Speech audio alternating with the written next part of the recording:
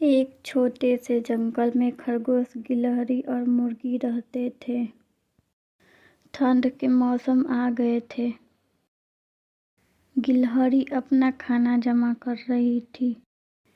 पास ही में मुर्गी अपने बच्चों को दाना ढूंढना सिखा रही थी। खरगोश अपने घर की मरम्मत करने में लगी थी। खरगोश घर का मरम्मत करके अपने लिए खाना जमा कर ही रही थी, लेकिन सर्दी कड़ाके की स्टार्ट हो गई। खरगोश अपने बच्चों को लेकर घर में परेशान इधर उधर कर रही थी कि कहाँ से इनको खाना खिलाएं। माँ, हमें खाना कब दोगी तुम? खरगोश के बच्चे चिल्ला रहे थे।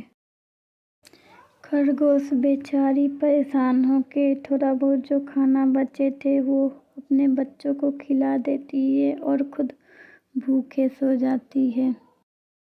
सुबह होके वो गिलहरी के घर जाती है। रास्ते में खरगोश को बहुत ठंड लग रही थी, लेकिन बच्चों के लिए उसके घर गई। गिलहरी बहन, कुछ खाने के लिए उधार दे दो, मेरे गिलहरी ने सोचा, अगर मैंने खरगोश को खाना दिया तो मेरे बच्चे के लिए कम पड़ जाएंगे भोजन। फिर गिलहरी बोली, तुम जाओ मुर्गी के घर जाकर देखो, शायद वो तुम्हें कोई उपाय बताए। इस तरह वो मुर्गी के साथ जंगल में खाना ढूंढने के लिए निकल पड़ी। मुर्गी तो अपने बच्चों के लिए आराम से खाना ढूंढ रही थी और उन्हें खाना खिलाना सिखा रही थी।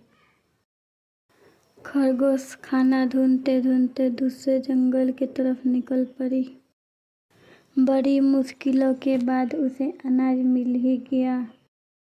शायद वो खाना किसी और जीव ने रखा था और ठंड की वजह से वो यहाँ से चले गए थे। बच्चे इतने सारे खाना देखकर माँ के साथ एकदम खुश हो गए। खरगोश के दिन अच्छे से बीत ही रहे थे कि तेज हवा चली। गिलहरी का घर क्रैक हो गया और पानी टपकने लगा। सारे अनाज भी खराब हो गए।